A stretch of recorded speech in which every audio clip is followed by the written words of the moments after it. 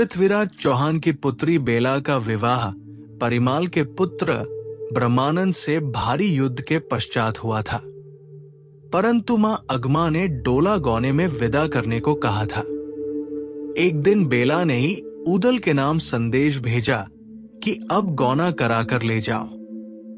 उदल तैयार हो गया, परंतु माहिल ने ब्रह्मा को उकसा दिया और ब्रह्मा अकेले जाने को तैयार हो गया। फौज लेकर गया। दिल्ली की सेना से भारी युद्ध हुआ। जब दिल्ली की सेना भागने लगी तो राजकुमार ताहर आगे आया। ब्रह्मा ने वार बचा लिया। ब्रह्मा के वार से ताहर का घोड़ा मोर्चे से भाग गया। गोपी राजा और टोडरमल को ब्रह्मानंद ने मार गिराया। अब चौंडा और ताहर ने धोखा किया।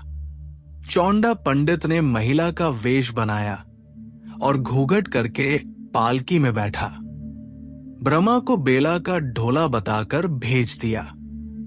ब्रह्मानंद ने ज्यों ही बेला जानकर घूंघट खोला, चौंडा ने जहर भरी छुरी छाती में मार दी।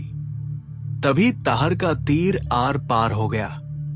ब्रह्मानंद को साथ ही सैनिक तंबू में ले गए। उसने भी जान लिया कि अब मैं बचूंगा नहीं। आतम महोबे को मृत्यु की सूचना भेज दी। दिल्ली में तो शोर मच ही गया। बेला और रानी अगमा रोने लगी। युद्ध रुक गया, गौना नहीं हुआ। बेला ने उदल को फिर से पत्र लिखा।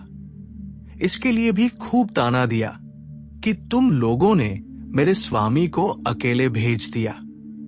आप अपने घर में आराम से लेटे रहे और दिल्ली के जल्लादों ने उन्हें मार दिया। पत्र पढ़कर आल्हा उदल बहुत दुखी हुए। अब वे परिमाल राजा से अनुमति लेकर गौना करवाने दिल्ली जाने को तैयार हो गए।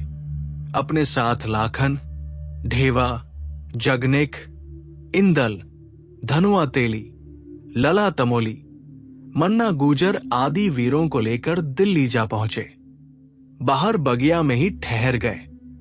चौंडा राय ने पूछा, किसका लश्कर है, कहाँ जा रहे हैं? उदल और ढेवा ने अपना वेश बदल रखा था।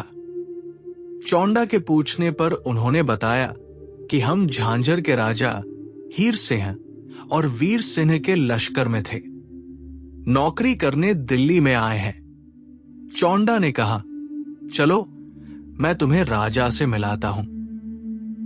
चौंडा राय उदल ढेवा दोनों को राजा के पास ले गए।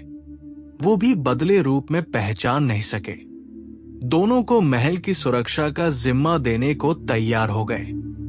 दोनों बेला के महल के द्वार पर बैठकर पासे खेलने लगे। उदल जब भी दाव लगाता बेला का नाम लेकर लगाता। बेला ने बांदी को भेजकर उनसे परिचय पूछवाया। उन्होंने सही परिचय नहीं दिया, पर बेला ने उदल के नाम संदेश भिजवाने की बात कही तो उदल ने अपना लाखन तथा ढेवा का परिचय दे दिया।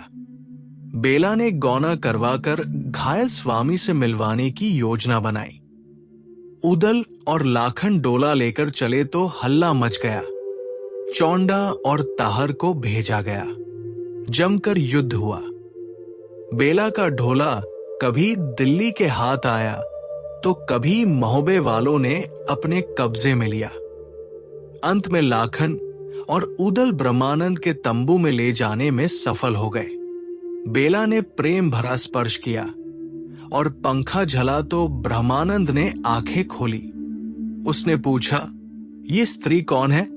उदल के पहले ही बेला ने स्वयं अपना परिचय दिया तो ब्रह्मानंद ने मुंह फेर लिया। बेला ने कहा कि मुझे सेवा करने का अवसर दे दो। ब्रह्मा ने शर्त लगाई, ताहर का सिर काट कर लाओ, तभी मुझे शांति मिलेगी। बेला ने कहा, एक बार महोबे जाकर अपनी सासू जी के दर्शन कराओ, फिर आपकी शर्त पूरी करूंगी। बेला का डोला सैकड़ों बाधाओं को पार करके भी महोबे पहुंच गया। माता मल्हना, माता दिवला तथा अन्य सभी ने उनका भारी स्वागत किया। माता ने ब्रह्मानंद का महल दिखाया, मठ दिखाया, बाग आदि सब दिखाए। बेला को सब कुछ बहुत अच्छा लगा, परंतु पति के बिना रहने की बात सोचकर वो दुखी हुई। जल्दी ही वो लौट गई। उसने ताहर का सिर काटने का वायदा किया था। उदल ने उसे ब्रह्मानंद की बैंगनी पगड़ी पहनाई, उसी का हरनागर घोड़ा दिया और 5 हथियार लेकर महोबे की सेना का नेतृत्व करते हुए दिल्ली पर आक्रमण करने पहुंची। कोई नहीं जान पाया कि ये बेला है। उदल को उसने ब्रह्मानंद के पास उसकी सुरक्षा के लिए छोड़ दिया। पृथ्वीराज को पत्र लिखा कि गौने के साथ जो देने योग्य सामान है वो भेज दो। ताहर ने चुपचाप लौटने को कहा, परंतु बेला डटी रही। बेला की सेना ने दिल्ली की सेना के छक्के छुड़ा दिए। दिल्ली के सिपाही युद्ध से भागते दिखाई पड़े। ताहर ने यह देखकर अपना घोड़ा आगे बढ़ाया और तलवार का वार किया। बेला ने अपनी ढाल अड़ाई तो उसकी आस्तीन के ऊपर चढ़ जाने से चूड़ियां दिखाई पड़ गई। चौंडा ने ताहर को आवाज देकर कहा, यह स्वयं बेला है, इस पर हाथ मत उठाना। ताहर का ध्यान बंट गया। तभी बेला ने तलवार से ताहर का शीश काट लिया। वो तुरंत ब्रह्मानंद के डेरे की ओर चली गई। चौंडा ने जाकर दिल्ली दरबार में बेला के युद्ध का और ताहर के मारे जाने का समाचार सुनाया। महलों में समाचार पहुंचा तो अगमा रानी ने भारी विलाप शुरू कर दिया। रानी ही नहीं, दिल्ली की जनता भी रोने लगी। सब कह रहे थे कि इसी दिन को बेला पैदा हुई थी, जो इसने अपने ही भाई का गला काट दिया। बेला ब्रह्मानंद के तंबू में आकर कहने लगी कि अब तो आंख खोल दो स्वामी। कई बार पुकारने पर ब्रह्मानंद ने आंखें खोली। कौन है? कहा। बेला ने कहा, स्वामी, मैं आपकी धर्मपत्नी बेला हूं। आपकी आज्ञा से ताहर का शीश काट कर लाई हूं। ब्रह्मानंद ने शीश को देखकर कहा, बेला, अब मेरा बदला पूरा हो गया। मैं संतुष्ट हूं। मेरी आत्मा अब भटकेगी नहीं। हरे कृष्ण, हरे राम कहते हुए ब्रह्मानंद ने प्राण त्याग दिए। अब तो बेला का रुदन शुरू हुआ। वो दुर्भाग्य पर रोने लगी। जो मैं ये जानती तो ताहर को मारने की न ठानती। मैंने पीहर और ससुराल दोनों को खो दिया। हाय, मैं कहीं की न रही। उदल ने कहा, आप महोबे जाकर राज करो। वहां किसी प्रकार की कोई कमी नहीं है। इस पर बेला ने कहा, नहीं, अब मैं न राज करूंगी न जीवित रहूंगी। मैं पति के साथ सती हो जाऊंगी। लाखन और उदल समझाकर हार गए। बेला का सती होने का निर्णय नहीं बदला। बेला बोली, सती होने के लिए दिल्ली की चंदन बगिया काटकर चंदन ले आओ। दोनों ने कहा कि चंदन हम कन्नौज से ला देते हैं, पर बेला अड़िग रही। बोली, प्रतीक्षा करने का समय नहीं है। दोनों अपनी फौज सहित दिल्ली पहुंच गए। चंदन बगिया से पेड़ कटवाकर छकड़ों में भर लिए। किसी ने पृथ्वीराज को सूचना दे दी। चौहान ने अपने सेनापति भेजे। चौंडा राय और धांधु ने छकड़ा रोक लिया। लाखन ने वीर सिंह को भेजा। उधर से बीकानेर का विजय सिंह पहुंचा। हीर सिंह, वीर सिंह और विजय सिंह सब मारे गए। हीरामन भी मारा गया। भारी मार काट के बाद उदल चंदन का छकड़ा लेकर बेला के पास पहुंचे तो वो बोली, ये तो चंदन गीला है, आग ही नहीं पकड़ेगा। सूखा चंदन चाहिए। उदल ने फिर आग्रह किया कि सती होने का विचार त्याग कर महोबा चलो। लाखन ने कहा, मैं कन्नौज जाकर चंदन लाता हूं। बेला ने बताया, दिल्ली दरबार में ही चंदन के बने 12 खंभे लगे हैं, उन्हें उखाड़ लाओ। उदल और लाखन दोनों को लगा कि अब मृत्यु सिर पर मंडरा रही है। दोनों दिल्ली दरबार में पहुंचे। चंदन के खंभे उखाड़ना आसान नहीं था। कुछ उखाड़ने लगे तो कुछ रक्षकों से युद्ध करने लगे। खंभे भी बेला तक पहुंचा ही दिए। लाखन और उदल ने हाथ जोड़कर फिर प्रार्थना की, पर विधि की लिखी कौन मिटा सकता है।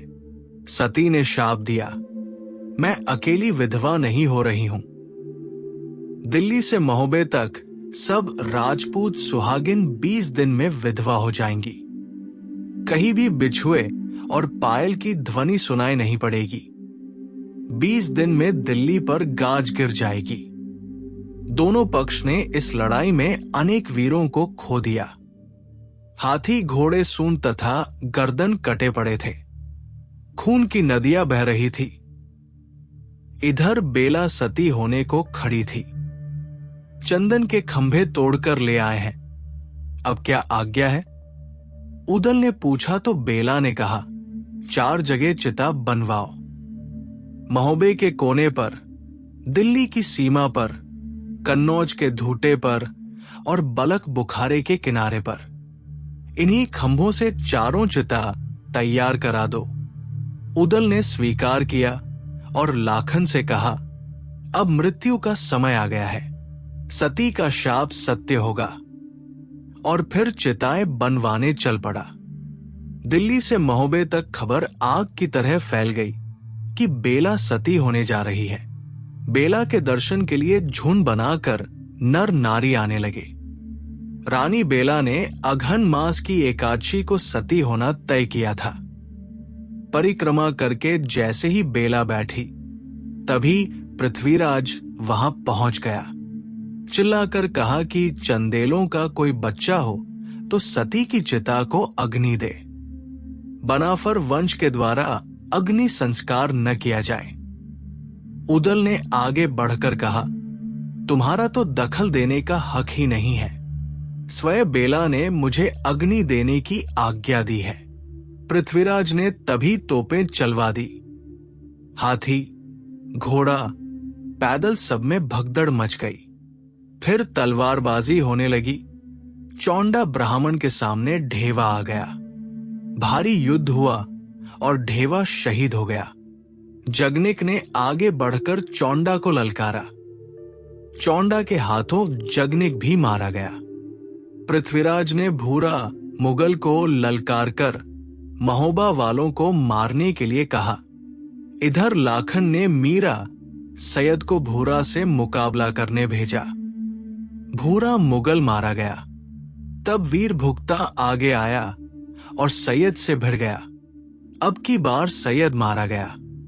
लाखन ने अब गंगा ठाकुर को आगे किया। गंगा ठाकुर पर धांधु ने वार किया। भाले की मार से गंगा ठाकुर गिर गए। फिर लाखन स्वयं धांधु से लड़ने आए।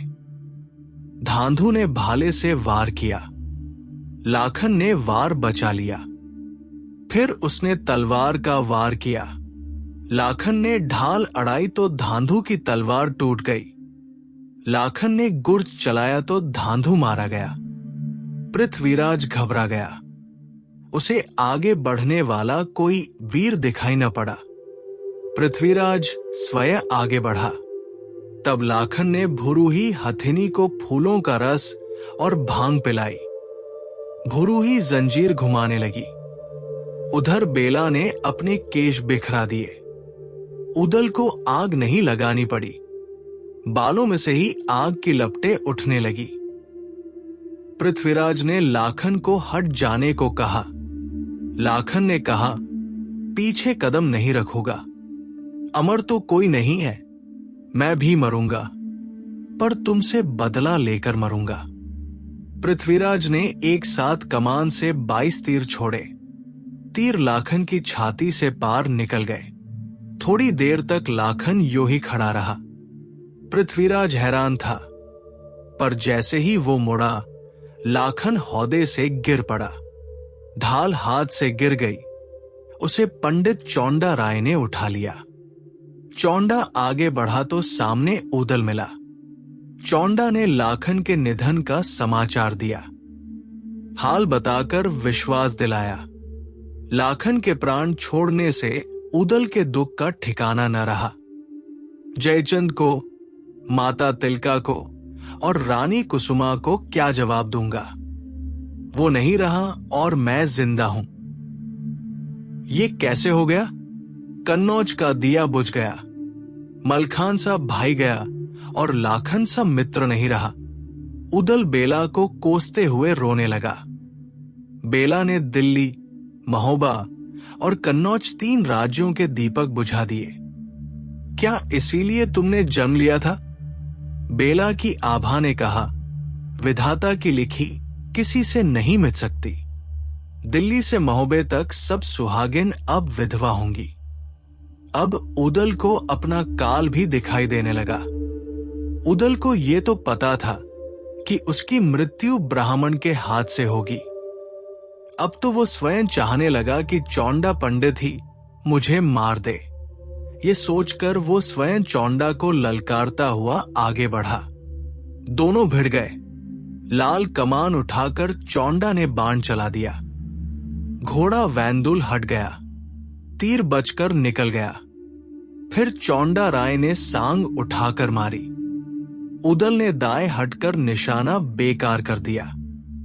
भाला मारा, उसे भी उदल ने बचा दिया। तब उदल सोचने लगा, जब चौंडा के हाथों मरने की ही सोचकर आया तो बचने का प्रयास क्यों कर रहा हूं? सोचते हुए उदल ने घोड़े को चौंडा के हाथी पर चढ़ा दिया। हौदा उड़ गया, कलश गिर गए। फिर चौंडा ने तलवार का जोरदार वार किया। उदल ने ढाल अड़ाई, पर ढाल कट गई और उदल का सिर भी कट गया। इंदल ने अपनी आंखों से उदल को मरते देखा और आल्हा को जाकर शोक समाचार सुनाया। आल्हा चौंडा से लड़ने आगे पहुंच गए। 3 बार आल्हा ने बचा दिए। आल्हा ने सोचा, ये ब्राह्मण है। उसे हौदे से नीचे खींच लिया और पटक कर मार दिया। उदल का बदला ले लिया। पृथ्वीराज ने चौंडा राय के मरने का समाचार सुना तो स्वयं लड़ने के लिए आगे बढ़ा। पृथ्वीराज ने धनुष से बाण मारा तो आल्हा के बाजू को चीरता चला गया। पृथ्वीराज और सबको आश्चर्य हुआ कि आल्हा की बाह से लहू नहीं, दूध की धार निकली। आल्हा ने कहा, मैं सोचता था उदल अमर रहेगा। फिर पंचशावद हाथी को जंजीर पकड़ा दी। पंचशावद ने मारा मार मचा दी। रणभूमि में केवल पृथ्वीराज, चंद्रवरदाई और आल्हा ही बचे। वृक्ष की ओट में छिपे थे। अत पंचशावद की मार से दोनों बच गए। आल्हा उन पर वार करते, तभी वहां गुरु गोरखनाथ जी पहुंच गए। आल्हा ने गुरुजी को प्रणाम किया। पृथ्वीराज को देखकर आल्हा का हाथ तलवार पर गया तो गुरु गोरखनाथ ने हाथ पकड़ लिया। गुरुजी बोले, पृथ्वीराज को छोड़ दो और मेरे साथ वन को चलो। इंदल ने महोबा में समाचार दिया कि तीनों राज्यों के वंश नष्ट हो गए। इंदल भी आल्हा के साथ वन को चल दिए।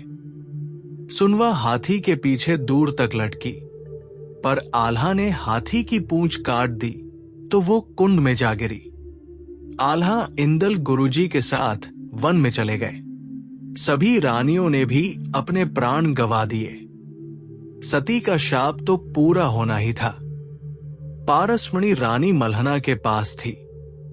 उसने पारस की पूजा की, हवन किया और कहा कि फिर कोई चंद्रवंश में अवतार ले और महोबे में आए तो तुम लौट आना, अन्यथा मैं तुम्हें सागर में विसर्जित करती हूं। राजा परिमाल ने भी प्राण दे दिए और रानी मल्हना भी सती हो गई। महोबे का दीपक सदा के लिए बुझ गया। दिल्ली बर्बाद हो गई। कन्नौज का भविष्य समाप्त हो गया। इस प्रकार आल्हा उदल से संबंधित कहानी पूर्ण हुई।